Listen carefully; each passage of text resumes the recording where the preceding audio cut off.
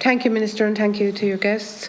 I just want to know, Minister, do you have any concerns that your department's approach to ELS forces are greater or have greater reliance on supplementary estimates, and that this is not, I suppose, good budget practice? Thanks very much, Deputy.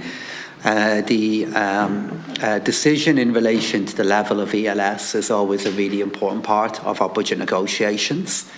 I believe, by and large, the work that we do with regard to this is accurate. Where we do, of course, have ongoing challenges are to recognise it in how we fund the Department of Health overall, and challenges that are there, which I know is a feature of the committee's deliberations. With regard to supplementary estimates, the level of supplementary estimates in recent years has been high in number and in value. But the main reason for that has been the array of external and unprecedented shocks that we've had to deal with, and the use that we have made of non-core funding, which we are able to decrease when the external shock itself has passed. And of course, while we can always do better in any area of budget management policy, I do believe that in the round, the strategies that we have put in place have worked and have been appropriate, and have been the best way of dealing with economic and health environments that have changed so much within each year that has gone by. And then, can I ask you, following on from that, before or after your announcement of the health budget for 2023, did any senior official flag to you that the budgets were insufficient to meet demand and I suppose execute policy decisions? Like, we all know that there's issues within the health budget. We're all aware of how bad things are. So I'm wondering what you would say to that, please, Minister. Sure, and at a number of different times in the process with regard to the health budget, the Department of Health and the Minister for Health and health officials, did make the case for more funding for the health budget. But that is a regular feature of the budget process. Every single minister that I engage with makes the case for more funding for the services that they're responsible for. And if you look at the level of funding that the Department of Health now receives, and I know they need every cent of it, and I know they continue to be under such pressure in managing the demands on the public services that they're responsible for, but it now stands at €22.4 billion for 2023. And if you look at the rate of increase in that funding, it's an increase of €7.4 billion since 2019. So I would make the case that there has been a really substantial increase in the level of funding made available to the Department of Health. The Minister for Health and the Department of Health, however, do their jobs, as every minister does, in making the case for more. And the budget process has to try and reconcile those demands with the money that the government has available to spend. And I thank you for that, and I take that on board, but is it not particularly bad this year? Was there not more demands met, or was it not worse this year than other years from previous ministers? No, it was roughly the same as in previous years. The expectations that were there for the estimates process, and I've now done lots of them, is always really, really high. It may even be a bit higher this year because undoubtedly there has been a change in expectations regarding what the state can deliver and what it can fund in the aftermath of the pandemic. But expectations at the start of every negotiation for the spending in every budget are always multiples of the money that the government has available to spend. And this year was no different with regard to that. And then can you confirm, Minister, to the best of your knowledge, that a substantive supplementary estimate will not be needed in healthcare next year? I can't give that guarantee to the committee. It has been an ongoing feature of health budgets over the last number of years that it has required a supplementary budget and a substantive one.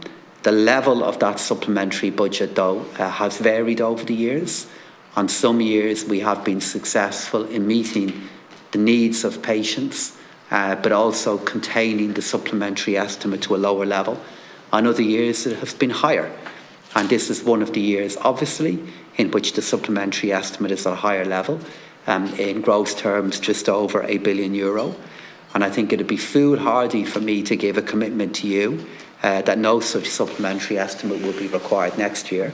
But what we will be aiming to do, Deputy, across next year is to do all we can to contain it at a lower level. In an ideal world, not need one at all, but continue to meet the demands that patients expect of our health service.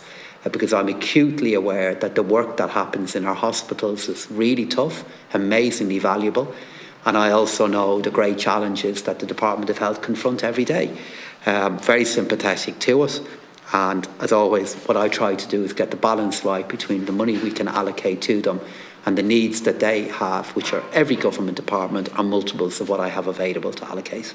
Okay, thank you. And I definitely agree with you. It is very challenging in the health. And if you're working in the health sector, it's even more challenging when you're trying to do it with very little budget. And I mean that very respectfully, Minister. Before or after, wait till I see where I am. Yeah. Do you have... I suppose, do you agree that in line with the IMF guidelines on public expenditure management, we should never knowingly rely on the use of supplementary estimates rather than the standard budget procedure? I would definitely prefer to be in a position that we did not need to use supplementary estimates. And the best practice that the IMF would want us to adhere to makes an awful lot of sense. And we try to be in a position where we can avoid using them. But they are needed. And they are needed at times because things happen during the year that we don't expect. They also happen because we now have a feature of our budget process where we use non-core funding, which means we allocate funding to government departments within the year. And because we do that, we use supplementary estimates to do it. And I'm a big supporter of using a non-core approach for funding because in the absence of doing that, you end up baking in to your spending figures large amounts of money which may not be needed in the future if an external shock passes, like a pandemic ebbing. So I fully accept the point of the IMF, but it's not always possible to deliver that best practice in the environment we've been in recent years. When you're talking about non-core funding, is there anything in specifically that you're talking about, Minister? Yeah, I'd be referring specifically to the non-core funding that we have made available over the last number of years for the two most recent shocks that we've had. I'd highlight where we've been with the cost of living, inflationary surge that, while we could have expected it was going to happen, few expected it was going to happen with the speed it did. And I'd also highlight in particular where we've been with migration challenges and looking after all those who come to our country. Before we dealt with all of that, of course, we had to deal with the pandemic. And the pandemic for me was the greatest example of why non-core funding really works. We were spending tens of billions of euro in non-core funding to deal with the employment wage subsidy scheme, the pandemic unemployment payment, all the funding that the health sector needed.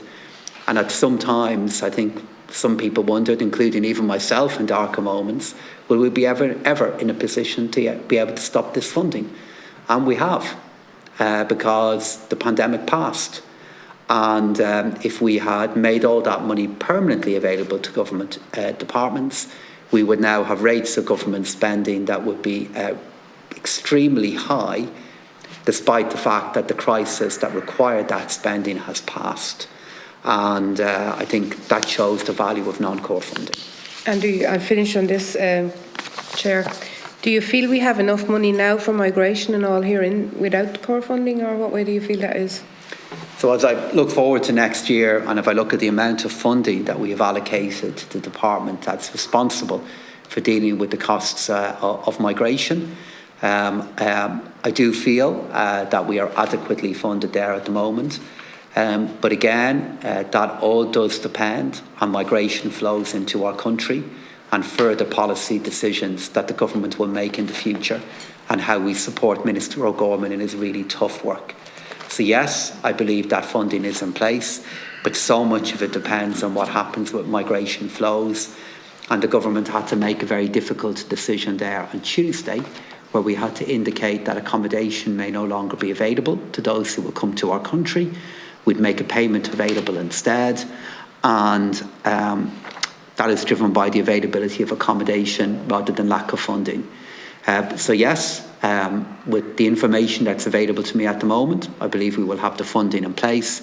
But again, Deputy, I can't give you a cast iron commitment in relation to that because it's very difficult to forecast what next year will bring in migration flows. I just want to be clear, I picked that up right. So what you're saying is there's a lack of accommodation, it's not a lack of funding. Did I pick that up yes, right? From my perspective, okay. And certainly from the perspective of Minister O'Gorman, we've moved heaven and earth to make funding available to deal with the needs of those who come to our country seeking refuge. And the scale of the supplementary estimate we brought in for the Department of Children and Integration of well over €1 billion was the largest supplementary estimate, showed my commitment and that of the government to making funding available.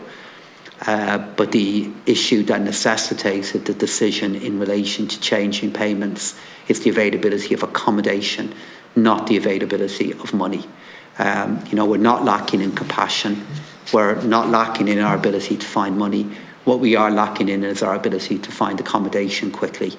And this is despite the huge progress that we've made now in early accommodation, 100,000 people up to this point over the space of 18 months. Thank you, Minister. Thank you, Chair.